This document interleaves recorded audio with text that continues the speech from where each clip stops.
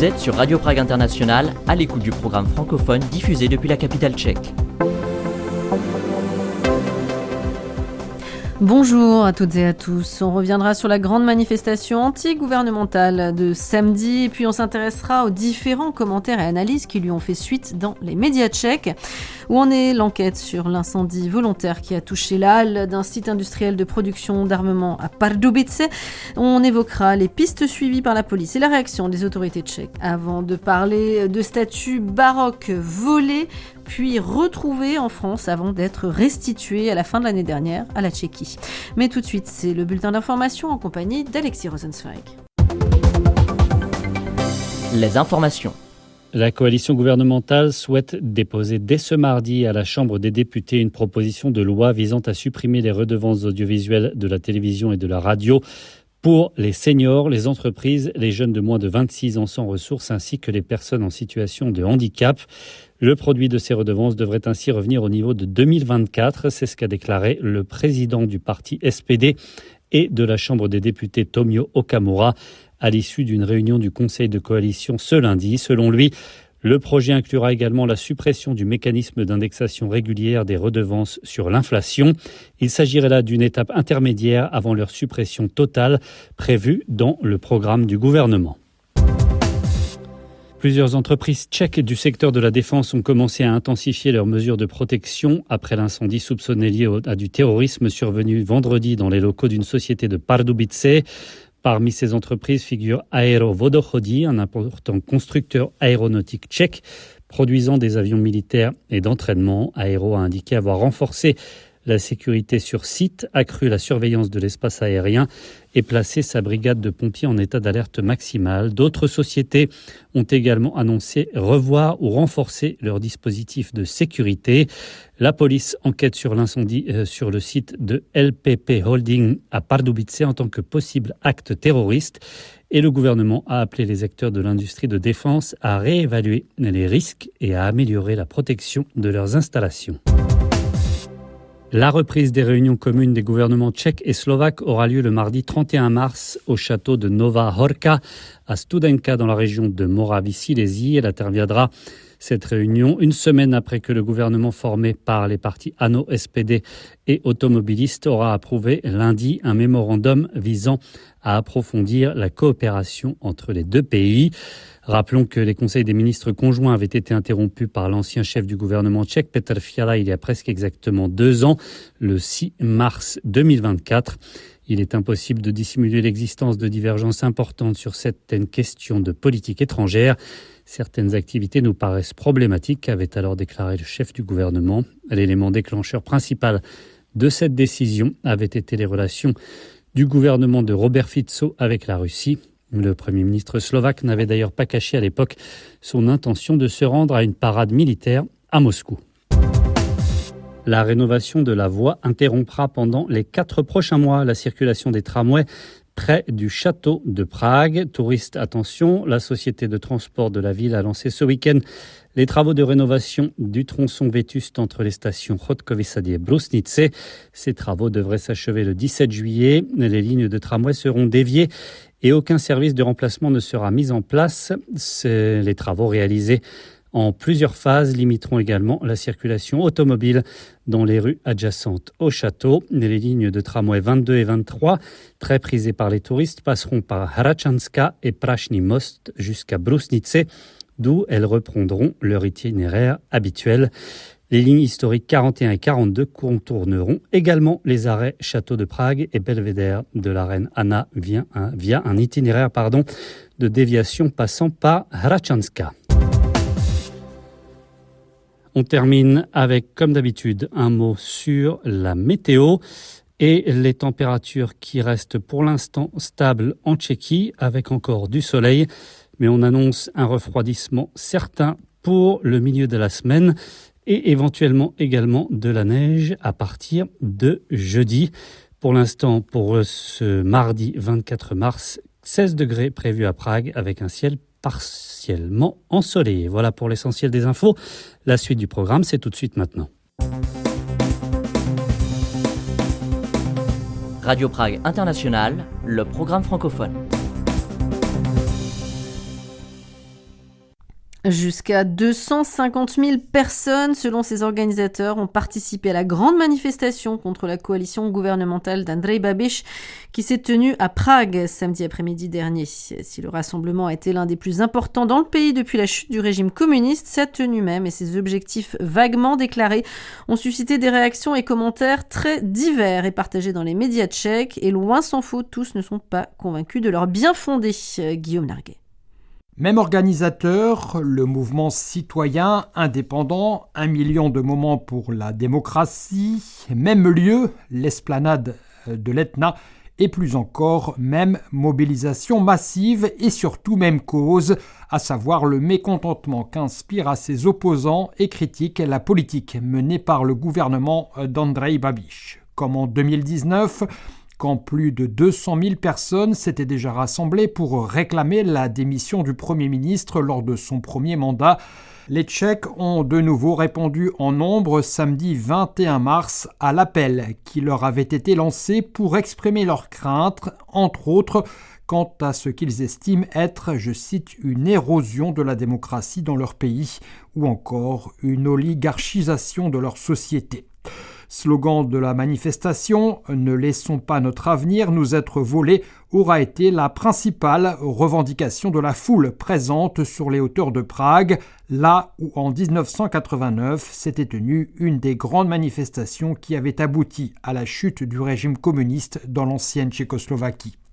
Une manifestation gigantesque donc, mais aussi sans idée, selon par exemple Denik Alarm qui estime qu'il s'agissait là, je cite, de politique sans politique.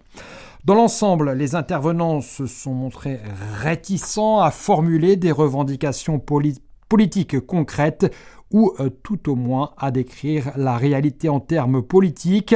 Grâce à cette tactique, 1 million de moments pour la démocratie parvient certes à mobiliser les manifestants de manière exceptionnelle, mais l'impression qui en résulte se dilue ensuite en phrases générales sur l'engagement et en appel à rejoindre les partis politiques. Fin de citation, regrette le site de gauche Denik Alarm donc.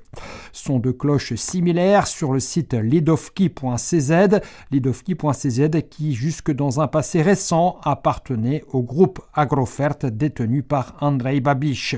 Selon son chroniqueur, si les organisateurs peuvent être satisfaits d'avoir réussi à rassembler autant de monde, de grandes questions n'en flottent pas moins au-dessus de ce rassemblement, dont la principale pourrait être formulée sous cette forme « Et maintenant, on fait quoi ?» Cette absence d'objectifs concrets est aussi ce que constate Novinky.cz qui est le site en ligne du quotidien de gauche Pravo. Ici, l'auteur recourt même à un ton quelque peu ironique pour commenter ce qu'il a vu et entendu samedi. Quelle manifestation s'exclame-t-il d'abord. Dans un sens, n'est-il pas beau de voir qu'en République tchèque, on manifeste contre le gouvernement d'une manière qui n'empêche pas les parents de participer avec des poussettes. Cependant, de telles manifestations ne représentent une menace pour personne, pas même pour le gouvernement. Fin de citation. Même Seznam Zprávy, site généraliste parmi les plus lus en République tchèque, contre lequel Andrej Babiš mène depuis peu une guerre ouverte, évoque certes une esplanade de l'Etna pleine, mais aussi littéralement, je cite, un message à moitié vide ou encore, je cite encore, un effet visuel une fois de plus impressionnant, sans que l'on ne puisse toutefois s'empêcher de remarquer que cette fois, il manquait à la foule rassemblée un message plus clair, plus fort et plus cohérent. Autrement dit aussi, je cite encore, une manifestation où l'on a parlé un peu de tout et un peu de rien. Fin de citation.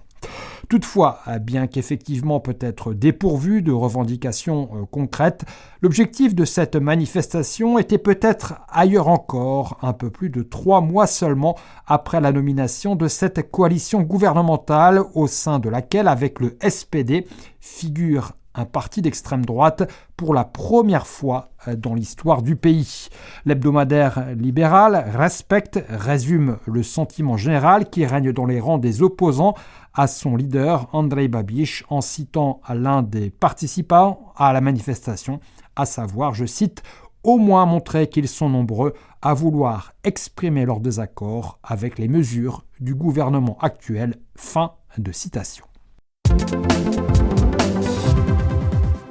L'incendie qui a touché vendredi dernier un site industriel lié à l'armement à Pardubice, à 120 km à l'est de Prague, fait actuellement l'objet d'une enquête 3 jours après le sinistre. La police a terminé l'examen des lieux et poursuit son travail d'identification des responsables et des motivations qui pour l'heure ne sont qu'au stade de plusieurs hypothèses. Les autorités appellent donc à la plus grande prudence. Le bâtiment incendié appartient à l'entreprise LPP Holding, impliquée dans le développement de produits civils mais aussi d'une gamme de produits militaires, systèmes sans pilote, drones, équipements utilisant la reconnaissance via l'intelligence artificielle, ainsi que des équipements destinés aux forces terrestres. L'entreprise livre tout particulièrement du matériel à l'Ukraine. Dans les heures qui ont suivi l'incendie, diverses informations ont circulé en raison de la publication d'une vidéo et d'une revendication par un groupe totalement inconnu se présentant comme un réseau clandestin international qui ciblerait des sites clés, je cite, de l'entité sioniste. Fin de citation. Il a justifié l'attaque de Pardubice en affirmant que LPP Holding aurait coopéré avec le fabricant d'armement israélien Elbit Systems. Sauf que, comme l'a très rapidement fait savoir la porte-parole de l'entreprise à la télévision tchèque, aucune coopération de ce type n'a jamais eu lieu, ni même abouti, même si un tel projet avait été envisagé il y a 3 ans. En outre, ceux qui se font appeler The Earthquake Faction n'est pas un groupe extrémiste ou terroriste connu et sa chaîne Telegram a été créée la veille de l'incendie à Pardubice, tout comme son site web, alimentant les doutes sur son authenticité. Certains de ces indices, combinés au fait que l'entreprise livre du matériel à l'Ukraine, conduit les enquêteurs à envisager entre autres la piste d'une opération sous faux drapeau impliquant potentiellement la Russie qui, ailleurs en Europe, a déjà mené des actions de ce type. L'affaire a d'ailleurs rapidement pris une dimension plus large dans le débat public. Certains responsables et commentateurs ont fait le lien avec les explosions de Verbetice de 2014 où des dépôts de munitions avaient explosé dans des circonstances d'abord inexpliquées avant que les services de renseignement tchèques n'attribuent 7 ans plus tard l'opération à des agents russes du GRU. Ce précédent reste donc aujourd'hui un point de référence lorsqu'un incident touche des installations liées à l'armement. Dans le cas de l'incendie de Pardubice, aucune conclusion de ce type n'a toutefois été tirée à ce stade. Les enquêteurs travaillent en effet avec plusieurs hypothèses allant d'une action militante isolée à une opération plus organisée, voire même un acte criminel relevant de la concurrence économique. La question d'un éventuel lien avec des intérêts étrangers, notamment dans le contexte de la guerre en Ukraine, est évoquée dans certains commentaires, mais elle n'est donc pas confirmée à ce jour. Réagissant quelques heures après l'incendie, le Premier ministre tchèque Andrej Babiš a annulé sa visite prévue en Hongrie, où il comptait apporter son soutien au Premier ministre Viktor Orban avant les élections législatives d'avril, et a convoqué le Conseil de sécurité de l'État qui s'est réuni à huis clos.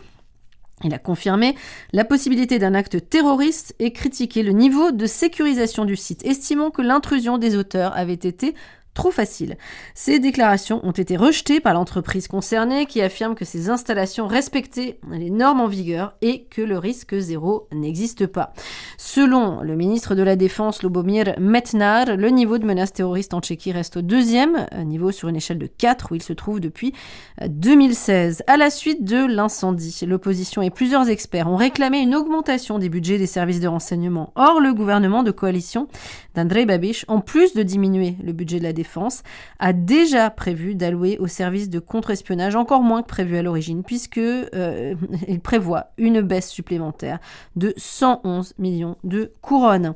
Des choix et des priorités jugés comme irresponsables par de nombreux observateurs et politiques dans l'opposition, qui reprochent au chef du gouvernement de critiquer les mesures de surveillance et de protection mises en place par l'entreprise victime de l'incendie, plutôt que d'investir dans la sécurité globale du pays. Envisagée depuis quelques années mais jamais concrétisée, la numérisation des procédures de délivrance et de retrait des permis de séjour en Tchéquie devrait bientôt prendre un nouvel élan. Les détails tout de suite avec Guillaume Narguet. La procédure d'octroi et de résiliation des permis de séjour pour les ressortissants étrangers en République tchèque pourrait être accélérée. à compter de 2029, conformément au projet de nouvelle loi dite sur les étrangers qui a été approuvé par le gouvernement lundi donc. Un nouveau système d'information numérique devrait permettre d'y parvenir. Selon ce projet, les ressortissants des pays de l'Union européenne qui séjournent en République tchèque pendant plus de 90 jours seront également tenus de s'enregistrer auprès du ministère de l'Intérieur. Cette mesure, qui concernerait actuellement quelques 200 000 personnes qui résident dans le pays mais dont la police des étrangers ne dispose d'aucune trace officielle, devrait entrer en vigueur à partir de 2030. Pour l'instant, cette démarche d'enregistrement reste facultative pour ces derniers et selon le ministre de l'Intérieur, Lubomír Metnar, tous ces changements seront instaurés progressivement. Le système informatique que nous allons mettre en place est si complexe et d'une telle ampleur que, même selon les experts, il ne sera pas possible de le rendre opérationnel avant le 1er janvier 2029. Selon le ministre, qui a confirmé que le nombre de demandes de titres de séjour ne cessait d'augmenter, auquel il convient d'ajouter plus de 600 000 autres dossiers chaque année relatifs à des changements de lieu de résidence ou encore de titres de voyage, cette loi ne modifiera en rien les conditions pour leur obtention. Le texte va désormais être soumis à la Chambre des députés, comme il aurait toutefois déjà dû l'être précédemment. En effet, le projet dont la genèse remonte à 2021 a jusqu'à présent été soutenu par tous les gouvernements. La version approuvée par la coalition lundi s'inscrit dans la continuité de celle approuvée par le précédent cabinet de Petra Fiala il y a 1 an et demi. Une approbation qui était toutefois restée sans suite puisque le projet n'avait même pas été soumis en première lecture à la Chambre des députés. Sur le fond, le texte s'inscrit dans la continuité de la loi actuelle et ne traite donc ni des conditions d'asile ni de la protection temporaire, une mesure qui concerne majoritairement les réfugiés ukrainiens. De même, toujours selon le ministre Lubomír Metnar, aucune modification des conditions clés pour l'octroi des titres de séjour, pas plus qu'un assouplissement des règles actuellement en vigueur ne sont prévues. Outre la mise en place donc d'un nouveau système d'information, le projet de loi prévoit également de renforcer la responsabilité des garants, autrement dit des personnes qui invitent ou font venir des ressortissants étrangers en République tchèque. Il s'agit là par exemple des employeurs, des universités ou encore des clubs sportifs. Tous seront soumis à de nouvelles obligations de déclaration et les données relatives aux ressortissants étrangers seront partagées via ce système. Enfin, le projet prévoit également l'instauration de nouvelles conditions permettant de retirer leur titre de séjour aux auteurs d'infractions pénales et aux personnes qui menacent l'ordre public ou encore la sécurité intérieure. Plus globalement, toujours selon le projet de loi, le ministère ouvrira des comptes pour les ressortissants étrangers à partir de janvier 2029. Ce compte permettra aux personnes concernées de communiquer avec les services administratifs et de déposer les demandes de permis de séjour. Tous les documents seront transmis par voie électronique. Selon le ministère de l'Intérieur, le registre des ressortissants issus des pays membres de l'Union européenne doit permettre aux autorités d'accéder aux données relatives à des personnes pour lesquelles il n'existe actuellement aucune information dans le registre de la population. Une situation qui pose des problèmes aux autorités puisque, par exemple, les communes ne reçoivent pas d'argent pour les ressortissants étrangers résidant sur leur territoire et ces derniers ne paient pas les taxes locales.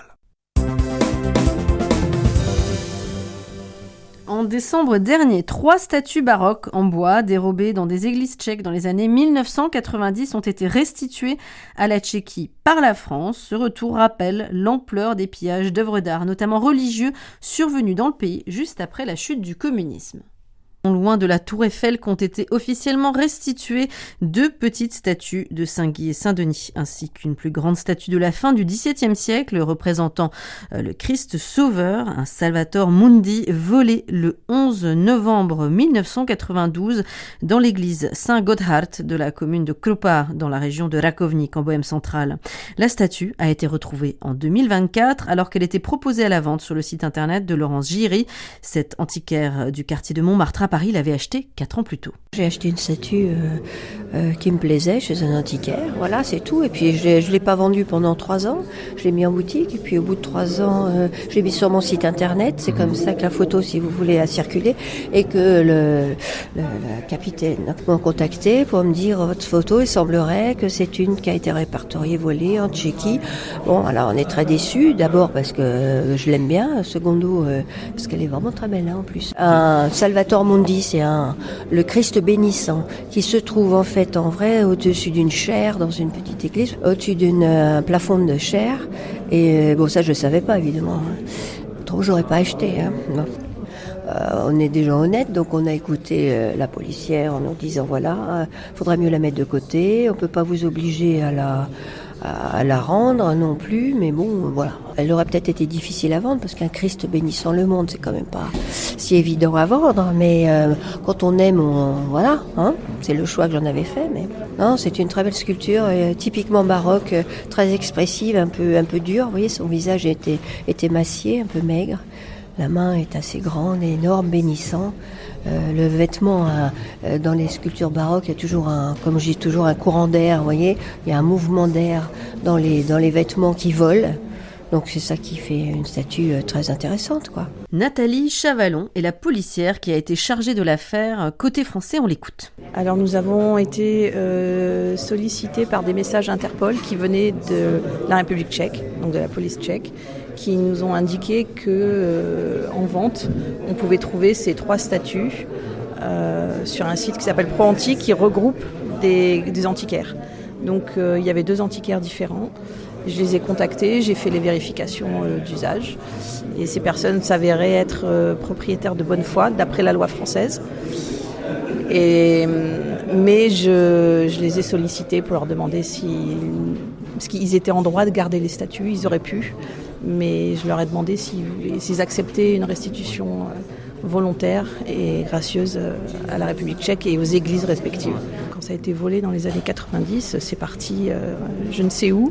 Donc les objets ont eu leur propre vie pendant une trentaine d'années. Et puis à un moment donné, voilà, c'est revenu. C'est arrivé en France. Peut-être que les policiers tchèques en savent un peu plus sur l'équipe de voleurs des années 90, du début, qui ont volé plein d'objets, mais nous en France, non. Les 2 autres statues en bois, d'un format plus petit que le Christ bénissant, ont été dérobées dans l'église d'Abertame, dans la région de Karlovy Vary. Jan Pražan, du diocèse de Plzeň.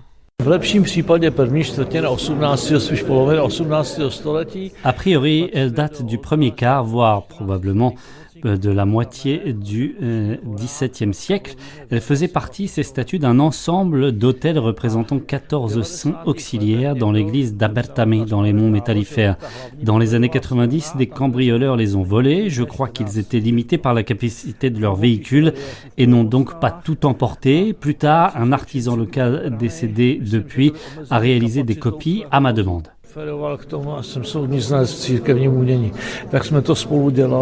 Acquise pour 2 000 € par l'antiquaire parisienne, la statue du Salvator Mundi vaudrait en réalité au moins 5 000 € et pourrait même atteindre plus de 8 000 € en vente aux enchères, selon Vladimir Kelnar, prêtre et conservateur de l'archevêché de Prague.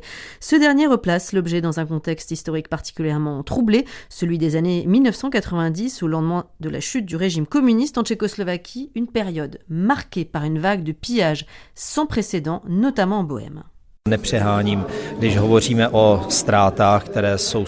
Je n'exagère pas quand je parle de pertes comparables à celles des guerres hussites. Même la guerre de 30 ans n'a pas provoqué autant de destruction et lorsqu'elle l'a fait, c'était à l'échelle régionale. Autrement dit, et pour être plus précis, en Tchéquie, il n'existe pratiquement aucune église qui n'ait perdu au moins un objet dans les années 90. On estime, et ce n'est vraiment qu'une estimation tant il est quasi impossible d'en faire le décompte, qu'environ 1 million d'œuvres d'art ont ainsi été dérobées.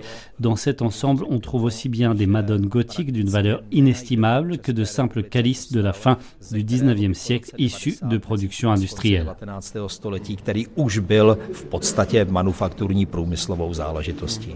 Parmi les régions les plus durement frappées par ces prédations post-communistes figurent les Sudètes, territoires anciennement germanophones avant la Seconde Guerre mondiale.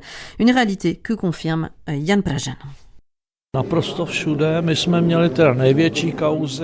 Les vols avaient lieu un peu partout, mais certains des plus importants nous ont touchés directement. Le diocèse de Litoměřice a été particulièrement affecté. Dans les années 90, je suis même tombé sur une église près de la ville de Chomutov avec une pancarte indiquant « Déjà cambriolé 6 fois, s'il vous plaît, ne pas démolir la porte ».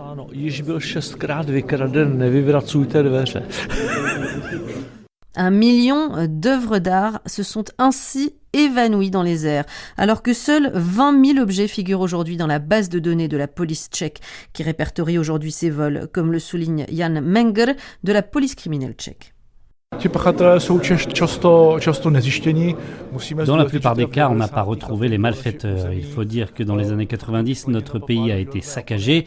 Les bâtiments religieux n'étaient pas protégés. Il n'existait pas d'inventaire, de photos qui auraient permis le catalogage des œuvres d'art dans les églises. À l'époque, la police n'était pas du tout préparée à ce type de choses. C'était totalement nouveau. Policie v té době nebyla připravena na takový nápad a druh trestného činu, to bylo naprosto novum.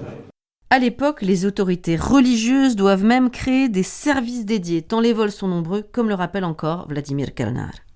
V každé diecézi na území České republiky bylo založeno takovéto pracoviště. Plus tard, dans les années 90, les diocèses de Tchéquie ont créé des services qui se consacrent à la recherche et au retour de ces œuvres. Tous les ans, 1 ou 2 œuvres d'art reviennent dans chaque diocèse du pays. Est-ce beaucoup ? Pas assez. Actuellement, nous sommes à la recherche d'une croix de poitrine gothique qui a été vendue l'an dernier aux enchères en France pour une somme dépassant les 40 000 €. C'est donc un objet d'une immense valeur. La croix est originaire de Stara Boleslav, mais s'est retrouvée dans des circonstances inconnues dans le monastère des Minorites d'Opava. On en entend parler pour la dernière fois dans les années 90 avant de la retrouver aujourd'hui sur le marché de l'art en France. V 90. letech a později se s ním setkáváme na trhu ve Francii. L'avenir dira donc si la coopération entre les autorités tchèques et françaises permettront de faire revenir également cette œuvre d'art dans son pays d'origine, comme ça a été le cas récemment pour les 3 statues baroques. Après leur transfert en Tchéquie, la statue du Christ Sauveur a été transférée au dépôt diocésain de sa région d'origine. Celles de Saint-Denis et Saint-Guy ont été exposées dans leur église à l'occasion des fêtes de Noël, avant d'elles aussi rejoindre le musée diocésain de leur région. Voilà, et à noter que toutes les prises de son ont été réalisées à Paris par notre collègue de la radio tchèque Martin Balucha en décembre dernier. C'est tout pour moi pour aujourd'hui. Le reste de l'actu tchèque en français, c'est évidemment sur les réseaux sociaux. Je vous invite vivement à aller consulter notre page Facebook, notre compte X, notre compte Blue Sky, mais aussi notre profil Instagram pour plus de vidéos. N'hésitez pas à nous faire part de vos commentaires. Merci à toutes et à tous de votre fidélité. Bon vent. Ahoy.